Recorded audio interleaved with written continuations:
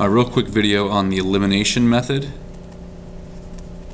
We're going to use the elimination method to solve this system. This is going to yield for us a nice one solution answer. Alright, so in elimination, you're always trying to, well, first of all, make sure that everything's lined up. So x's are here, y's are here, numbers are here, that's fine. Next thing you want to do is take a look at your coefficients and see if you can find any that you can turn into opposites. Right now, they're not exactly opposites of each other, but they're pretty close. Same here. Alright, so you know that since that's the case, you know that we're going to have to multiply one of these equations or both of these equations by a number. Alright, so your goal, of course, is to get the coefficients to be exactly opposites. If this one's negative 12, this one should be positive 12. Alright, if this one's negative 20, this one should be positive 20. Alright, so you have to kind of be smart about this and try to come up with the easiest path to get to that situation. All right, another name for elimination, of course, is the addition method, because we're literally going to do addition between these two equations. Alright, so here we go. We're going to take this bottom one and we're going to multiply it by something to get one of these coefficients to be opposite the other one. I'm going to take a look at 10. I'm going to try to make 10 opposite to negative 20.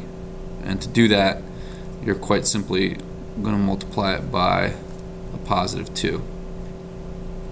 Alright, so take 2 and multiply it by the whole bottom equation. Alright, when you do that, you get, I'll bring it over here, we get negative 24x plus 20y equals 64. This one comes all the way over and you just kind of rewrite it right here.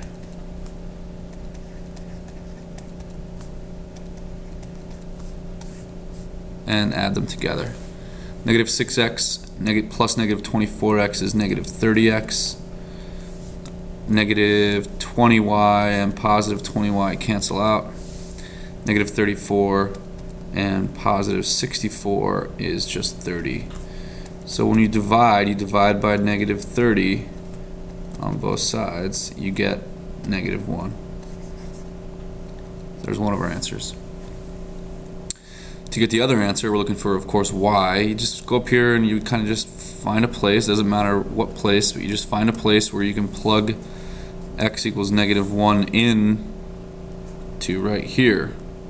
Or if you want, you can plug it in right here. It doesn't make any difference. You just pick a spot and you go with it. I'm going to choose the top equation just because the number negative 6 is a little bit smaller. But you get the same answer if you chose the bottom one. So here we go. I'm going to rewrite the top equation and then plug in negative 1 where I see an x.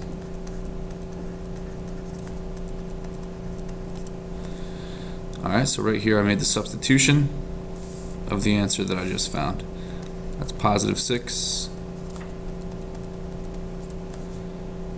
Subtract 6 from both sides. So we get negative 20y is equal to negative 40. Divide by negative 20. We get y is 2. Alright, so your final solution, put it in a nice ordered pair, negative 1, comma 2. That is your solution. And of course you want to go back and you check it right quickly though. You don't have to spend all day on this. You just kind of do it off to the side. Negative 6, we're checking that x comma y fits in both of these equations. Negative 6 times negative 1 is positive 6. So 6 minus 20 times positive 2 is minus 40. And you're trying to figure out, does that equal itself? So negative 34 is equal to negative 34. That's great. I'll do it to this one as well. Negative 12 times the x value is positive 12. Positive 10 times positive 2 is 20. Does that equal 32? Yeah, it does. So we know that the green solution, the ordered pair, works, and that means that it satisfies both of these equations at the same time. It fits in there